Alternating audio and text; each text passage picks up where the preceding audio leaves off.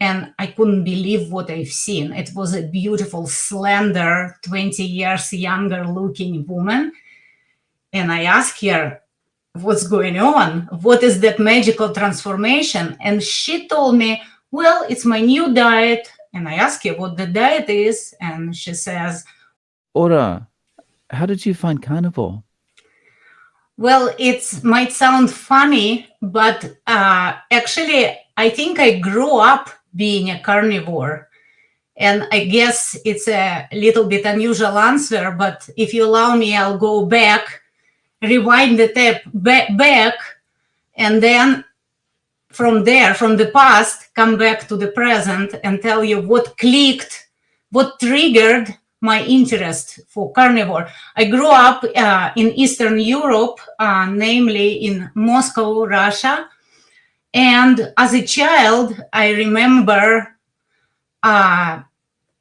in my daily ration, there would be no single day without red meat or chicken. And chicken, I mean whole chicken with bones, with wings, with organs.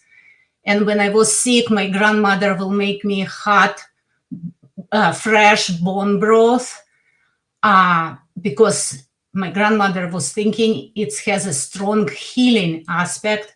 So I'm not a stranger to bone broth. And weekly, I would eat things like liver and organs. It was just part of normal lifestyle, normal diet, and not many vegetables or fruits, only during the summer.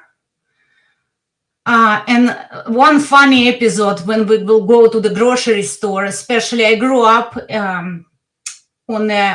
during collapse of Soviet Union.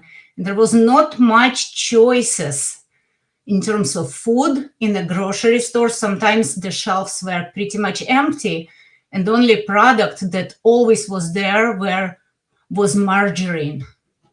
It was the cheapest product. It always was available because nobody was buying it. And I remember I curiously asked my parents, I don't remember my parents or my grandparents, why we not buying that thing? What that thing which called margarine is? And my granddad would say, no, it's poison. It's a grease for the car engine. It's not to consume. And I would be very puzzled, like why they sell it in a grocery store. And my grandmother would say, well, you cannot trust them. So, and these words, you cannot trust them, I carried with me all my life into United States because I don't trust so many things that are out there, starting from politics and ending up with grocery store shelves. I'm just bringing little bits and pieces, and I'll I guess illustrate how the puzzle came together for me. And fast forward, I spent many years living in one of the Middle Eastern countries, which mostly Mediterranean diet centric. And I love Mediterranean diet, and that's how I cooked at home for a long time. I raised my children being very conscious of making sure they have homemade meals. I buy organic food. I buy pasteurized eggs. So a lot of things prepared me for carnivore, but I didn't know what carnivore is. It was kind of low resolution, pixel here, pixel there. And in terms of my personal health, I wouldn't call myself overweight person, but I always struggled kind of adding and losing maybe 20 pounds, adding and losing. I tried different diets. And lately, I felt that something is quietly not working with me. I have low energy. During COVID, I started walking a lot. Due to my job, I teach in college, and I perform. I'm a musician, and I teach fine arts classes. Why I'm mentioning that? Because everything moved on Zoom, and I had to spend a lot of time teaching online and communicating with students online. And just for my sanity, I decided after every class, I have to go for a couple of mile walk, and it became my routine. So I'm a pretty fit person.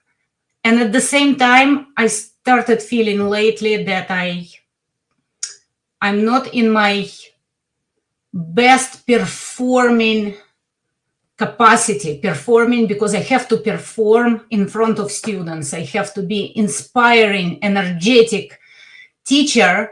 And if I feel tired and cranky and anxious and sleepy and kind of depleted, it's not good.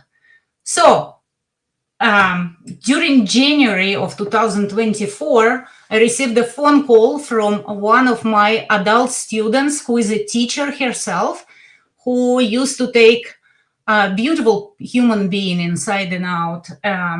She used to take piano lessons with me, and then she stopped because she went on maternity leave. She's having two beautiful babies, twins. And she contacted me after 2 years and say, can we resume our lessons? I said, of course. And so she came back, and I couldn't recognize her because she was actually a very overweight person. And I couldn't believe what I've seen. It was a beautiful, slender, 20 years younger looking woman. And I asked her, what's going on? What is that magical transformation? And she told me, well, it's my new diet. And I asked her what the diet is. And she says, well, it's a low carb. I don't eat carbs. I don't eat processed food. I eat twice a day. And that's it. She didn't mention any word such as keto or carnivore, no mentioning of that. And that triggered me to actually go online and just Google low carb diet, just 3 dumb, stupid words. And that's how it started. And the interesting thing, ironically, the more I read, the more I listened, the more I would discover it's kind of like a deja vu with my childhood. It's bringing me back to the past. And I'm very suspicious of the word progress because, of course, innovation is wonderful, but progress has the darkest side to it. And I think food industry is exactly the darker side of the progress that we're experiencing. And I think personally for me, and I'm sure for many of your wonderful, wonderful guests who shared their stories, and I want to specifically say something important about all your guests that you feature on your channel. I think it's a way of moving forward while looking back to how people used to eat, used to live, used to heal themselves. Not necessarily living in society of so many choices and society of abundance, but oftentimes living in simplicity and oftentimes even in deprivation. So deprivation is good because elimination diet is deprivation. So I want to say, if you allow me a few words about your channel. I found it just while scrolling through internet, through YouTube.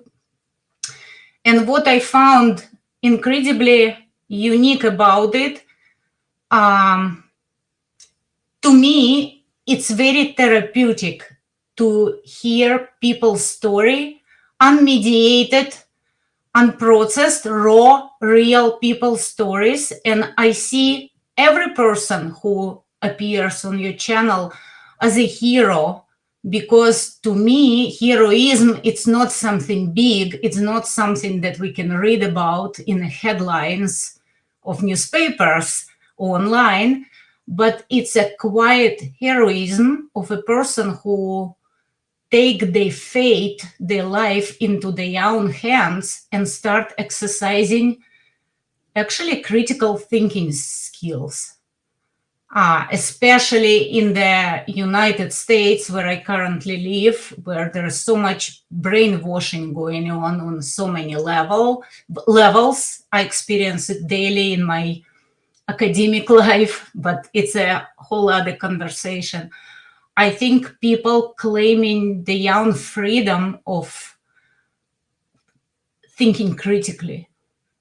It doesn't matter that it's something else or it's health, right? Because it's not easy to weed out the tremendous amount of brainwashing and food dogma, if you will, and kind of intuitively reflect on things and find one's own way for transformation.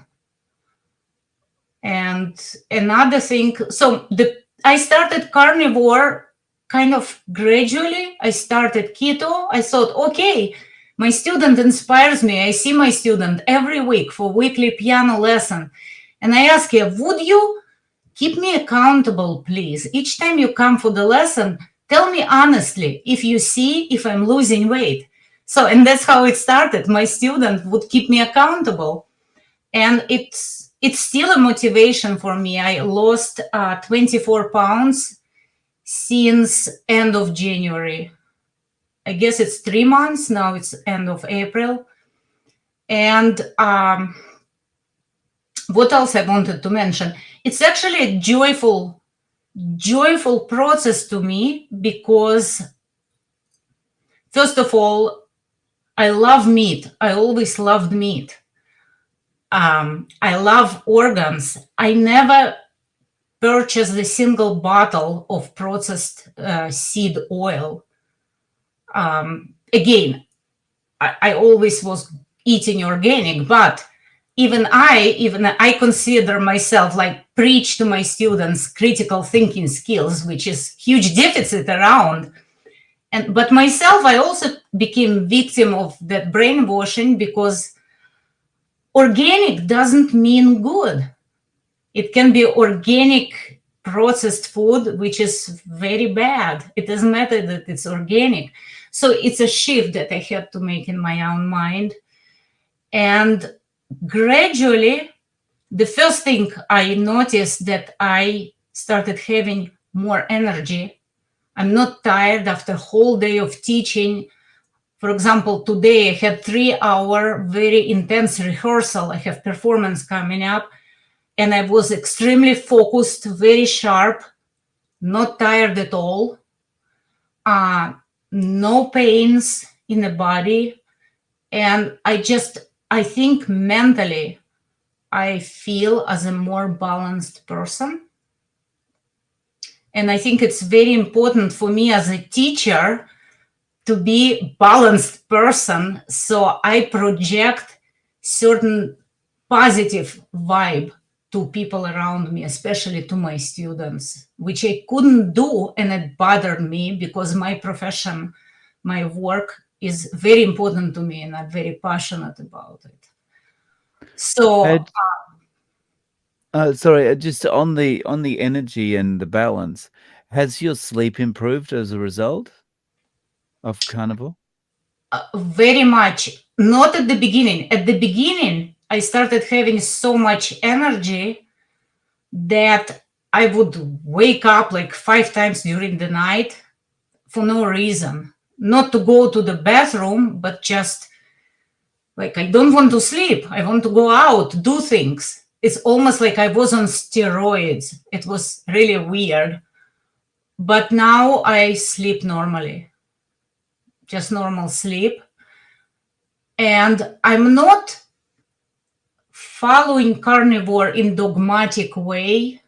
I did eliminate vegetables and fruits simply because I wanted to see by trial and error what will help me to get rid of certain discomfort in different parts of my body. I guess joint pain or something.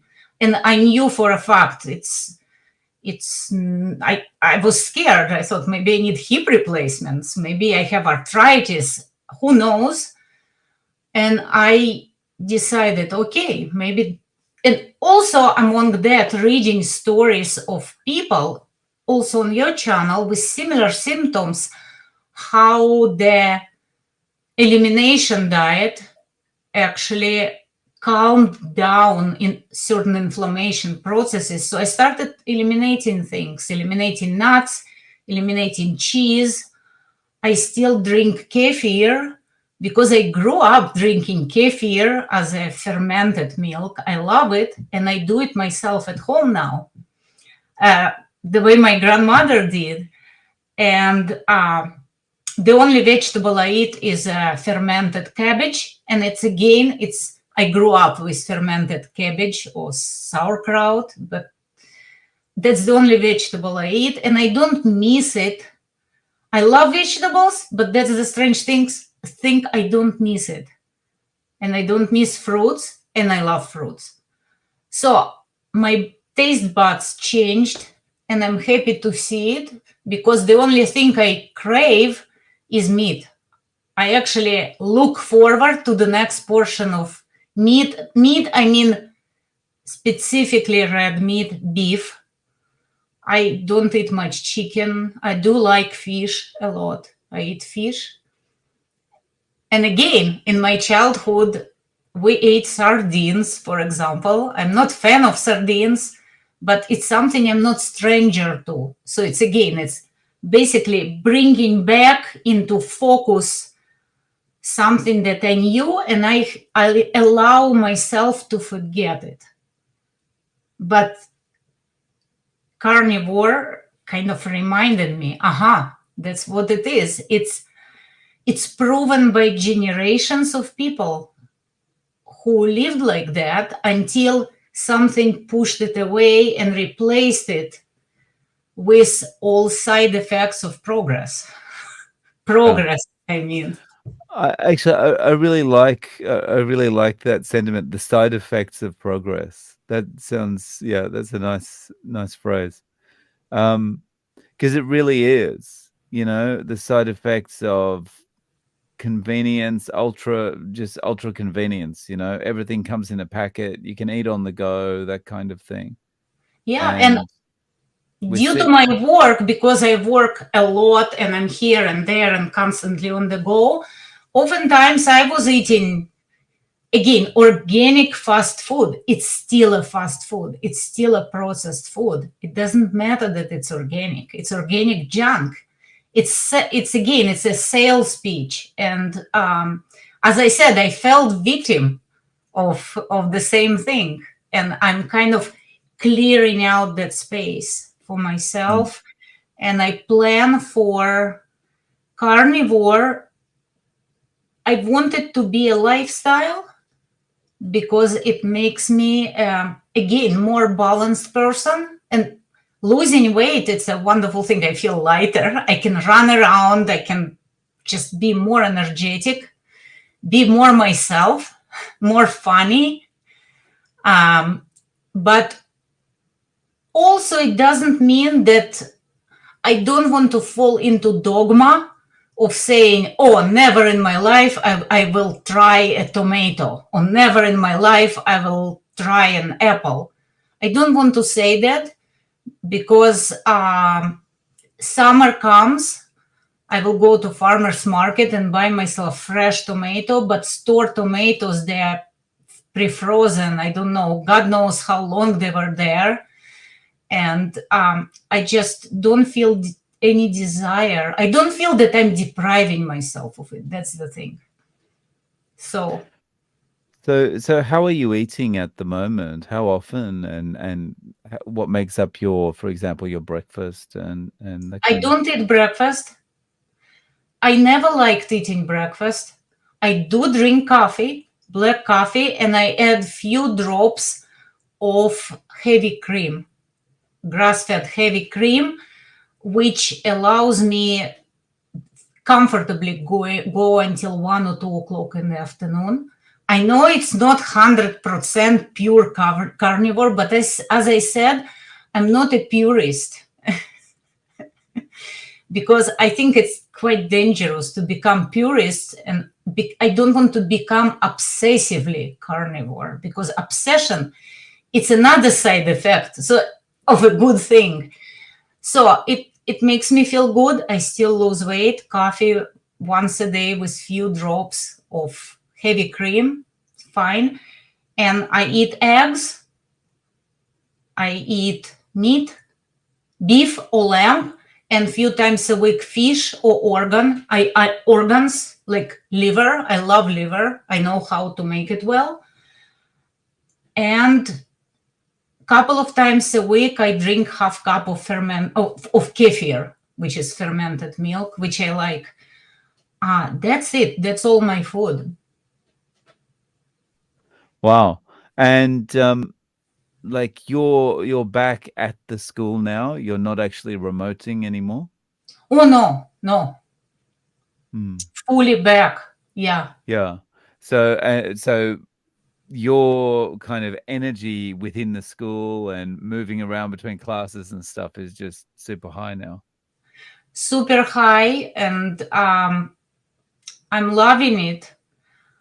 I'm actually, if I may share a few observations that concern me, because I teach college age students, I also teach little children, school age children.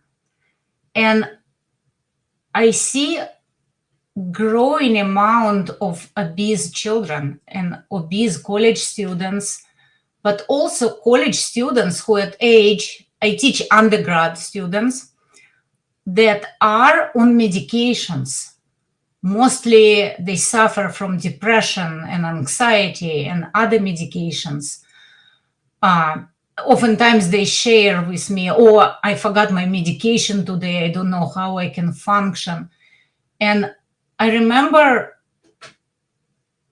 I don't know, I think it's very alarming that at age 18, 20, where young people should be at their prime, they already medicating themselves. I cannot tell you exactly for what reasons, but I think society pushes medications on people from the young age.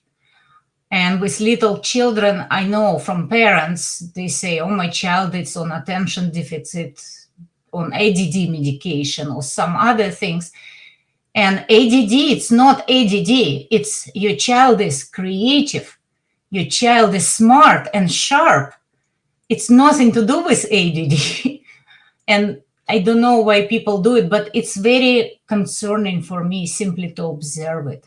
And also, you know, the symptoms that some children may be experiencing are probably a lot more to do with what they're eating rather than a deficit in medication. You know, it's like too much sugar and too much seed oils and too much other bad stuff, right? That's Right. probably And impacting them negatively. as a mother myself and my two kids, they now post college age, but when they were in school, I know how difficult it was for me to navigate and basically to make homemade lunches and to send to school. I didn't wanted my kids to eat what school is offering, and I think it's destroying children's health. It's horrible, starting from skim milk, which is like, I think it's the worst thing. Anything skim,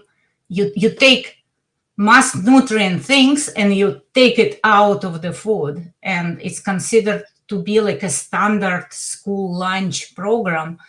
So it's scary. So I try to protect my children as much as possible from it, and I'm happy to see them now kind of very well aware of what's going on with food and making healthy choices, so to themselves. So Yeah, definitely. Um, yeah, I'm kind of I'm a little bit suspect of all the foods that they give children at school. Like my daughter's in the process now of moving between schools, and the school she's leaving, I visited there the other day, and I saw this big sign in the atrium that said Meatless Mondays, and I'm just like, there's confirmation that moving her out of this school is a good idea. Well, I think it's part of general politics, just like they have pronoun weeks at schools, they have meatless Mondays at schools. I somehow think it's all interconnected, many things, many trends. And that's another alarming thing, that personal health and diet somehow becoming an instrument of virtue signaling. It should not be the case. And what I really appreciate about carnivore, keto and carnivore community, there is none of it. There is no virtue signaling, because all people, they're like dissidents. And I'm from family of dissidents from Soviet regime. So I'm always very against suspicious of anything doctrinal and politicized and dogmatic. So I feel that every person in carnivore community is a dissident fighting for their own human rights. And the vegan people, they're pretty much, from what I observe, it's a whole package. It's a vegan, it's a pro vaccine, and I'm not necessarily against vaccine, but it's somehow it's coming together. And people that express huge amount of arrogance and righteousness, they think they're on the right side of things, they know better, they're pro-science. So, and that is very disturbing, and I see it a lot in education system, the amount of virtue signaling. But that's again whole other conversation. I don't know if it's whole other conversation, because everything is interconnected. Yeah, it's kind of connected, right? But it's a whole it's just this rabbit's warren of conversation topics, right?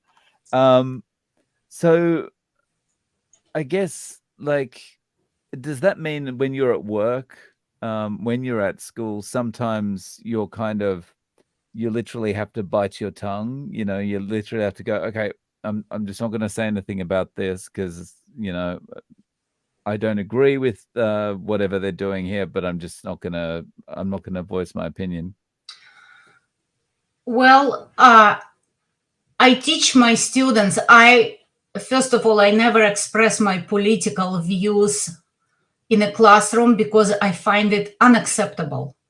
I always take a radically neutral place from which to explore different perspectives. And that's what I try to teach my students. Listen to different perspectives and form your own opinion. It's very difficult. It's becoming progressively more and more and more difficult, because I see a lot of students already come pretty much pre-programmed.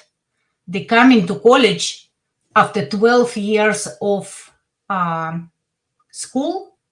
And my big question, what is it they're learning in school? And huge amount of historical ignorance also. So, but again, I feel I'm taking this carnivore platform to talk about other things, but you ask me, so I'm sharing. It's difficult, but my personal integrity is most important thing to me. And I always tell myself, even if I get canceled, I get canceled. So far, it didn't happen because I think my students feel that I'm very honest with them. And I don't try to sell them anything, and I don't preach to them, but I just try to provoke their minds. And I think somehow they feel it. And so far, many of the students remain my friends after they graduated or went to grad school or etc. So Oh, that's nice. So you mentioned before you have some children. yeah. What do they think of your new eating plan? Well, they are very supportive, and my husband is very supportive. My son, actually, that's another person who he brought me to Joe Rogan channel because he's watching Joe Rogan and Huberman. He's doing a lot of resistance training. He eats a lot of meat, obviously. He's not following carnivore, but he's watching certain popular podcasters. And I went to Joe Rogan. And of course, I knew Jordan Peterson for many years before, but I knew Jordan Peterson for different reason. As a professor and what's happened to him and how he broke away from the system, I followed him for many years. But now I learned another side of Jordan Peterson, his carnivore side and lion diet and his daughter. And so I'm grateful to my son to introducing me to some of the channels. But I also listen to many doctors that I think making a lot of sense, like Dr. Mason, I think in Australia, Paul Mason, and Australian couple, Belinda, the wife who is fighting, incredible couple, Dr. Fetke. Fetke. He seems like the man of incredible integrity, professional integrity. So just seeing these individuals is very inspirational to me. Very inspirational. They're not trying to sell anything. They're absolutely non-dogmatic, but deep thinkers and heroes. So it's very inspirational, as well as what you do, simply allowing me to talk like now. So you give people just free space, simply remaining attuned, compassionate listener. And again, people don't listen these days. Everybody trying to scream and prove that I'm right, you are wrong. And none of it is happening. And remember, in the beginning of our conversation, I said that for me, your channel is very therapeutic because it's one of the few places which is not polluted by anything political, where people just can be their authentic selves. And it's very precious these days, especially. So Thank you. Thank you. So where does this go for you? Do you think you'll be carnivore for life? I think so. I think I will introduce back some vegetables, some fruits, but I'm not going back to carbs because I like my weight now, and I might want to lose maybe 10 more pounds, and I would like to remain in this weight. And I don't want more inflammations. And also my mother is diabetic, and I think as a preventative measure for me, it's very important to stick to carnivore, to avoid any form of carbs and processed foods altogether. Yeah. Nice. So do you have any way of reaching out to you? Do you have a YouTube or an Instagram or anything like that? I have my music website. Yeah. Should I? Yeah. What's the name of the website? It's www.oraitkin, as one word, .com. Nice. I'll link to that in the show notes. Thank you so much for coming on, Aura. I really appreciate you sharing your journey with us. Thank you, Dave, and I will be passionate supporter of your channel. Please keep doing what you're doing. It's very important to many people, including myself.